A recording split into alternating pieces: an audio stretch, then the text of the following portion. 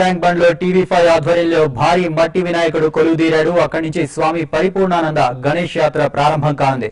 దీనికి సంబంధించిన మరిన్ని వివరాలు మా రిపోర్టర్ నరేందర్ అందిస్తారు. నరేందర్, చెప్పండి.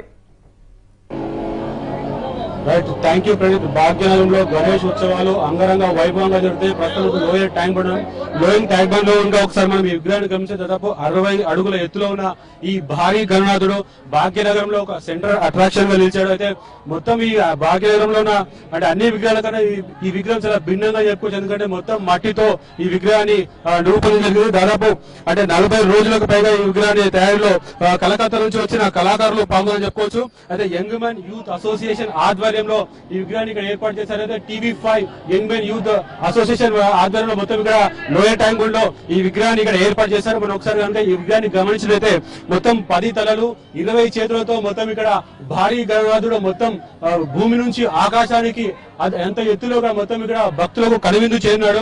అయితే కింద ఒకసారి మనం గమనించినైతే ఇక్కడ కమలం పువ్వు పై నిలిచినాడు. అయితే ఆదిశేష వాహనం మొత్తం కమలం పువ్వు ప్లస్ బ్యాక్ ఆదిశేషుడు మొత్తం ఇక్కడ కళ్ళ విందు చేస్తున్నాడు లోయర్ ట్యాంక్ బండ్ లో. అదే విధంగా మనం గమనించినట్లయితే గత ఏడాది ఈ యంగ్ మెన్ యూత్ అసోసియేషన్ వారు 32 అడుగుల మట్టి విగ్రహాన్ని ఏర్పాటు చేశారు. ఈ ఏడాది ఒక అడుగు ముందుకేసి 60 అడుగుల భారీ గణనాథుని ఇక్కడ లోయర్ ట్యాంక్ బండ్ లో ఏర్పాటు చేశారు. అలాగే గత ఏడాది కూడా టీవీ5 అంటే మట్టి విగ్రహాలను పంపిణీ చేసింది. ఈ ఏడాది టీవీ5 కూడా ఒక అడుగు ముందుకేసి ఈ 60 అడుగుల గణనాయకుడి తయారు చేయడానికి పూనుకుంది.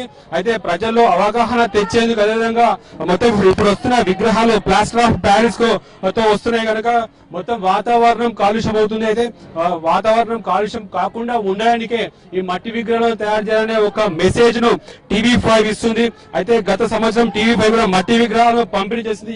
ఈ ఏడాది కూడా ఇక్కడ మొత్తం ఇక్కడ లోయర్ ట్యాంక్ బండ్ ఒక భారీ విగ్రహాన్ని ఏర్పాటు చేసింది. మనం ఒకసారి గమనించినైతే మొత్తం ఇక్కడ గద పట్టుకొని 60 అడుగుల భారీ గణనాథుడు మొత్తం ఇక్కడ లోక నాయకుడు మొత్తం ఇక్కడ సమస్త లోకాలకు అంటే అభయం ఇచ్చేట్టుగా మొత్తం అభయం ఇస్తున్నాడు. అయితే సాయంత్రం 6 గంటల తర్వాత స్వామి పరిపూర్ణానంద ఆధ్వర్యంలో ఇక్కడ ప్రత్యేక పూజలు జరుగుతాయి.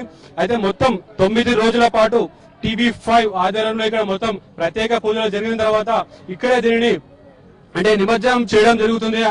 అయితే మొత్తం మట్టి వినాయకుడిని తయారు చేయడం ఒక ముఖ్య ఉద్దేశం ఏంటంటే అసలు వినాయకుడిని మట్టితో తయారు చేసి అదే మట్టిని భూమిలో కలపడం ఆనవాయితీగా వస్తుంది. దాన్ని బేస్ గా చేసుకుని టీవీ5 ఈ మట్టి వినాయకుడిని భారీ మట్టి వినాయకుడిని తయారు చేసింది. అయితే ఈ మట్టి వినాయకుడు చూడడానికి కూడా నగర వ్యాప్తంగా ఉన్న అందరూ మొత్తం ఇక్కడ వచ్చి భక్తులు మొత్తం ఇక్కడ సందర్శించుకుంటున్నారు.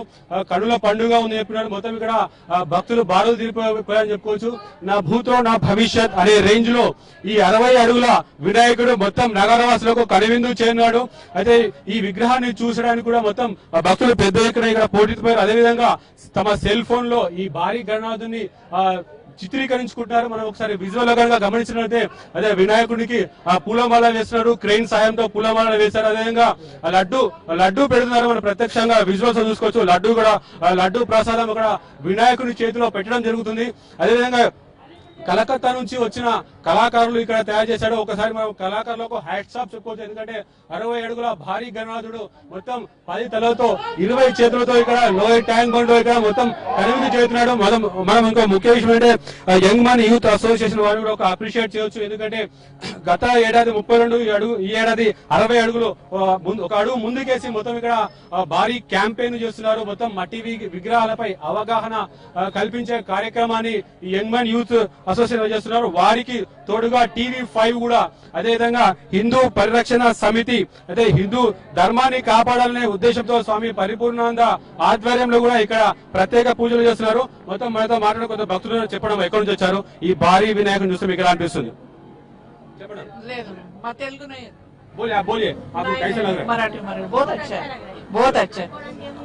చాలా బాగుందండి చూడ్డానికి.